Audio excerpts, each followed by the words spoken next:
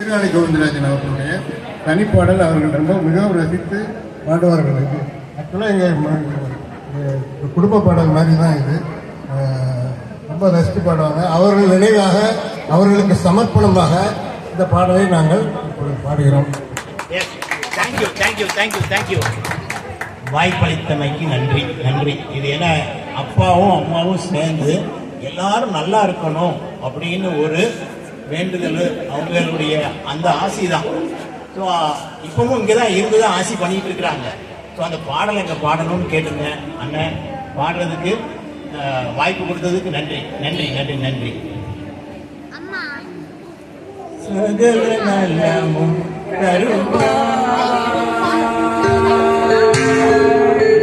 சகல நலமும் தருமா,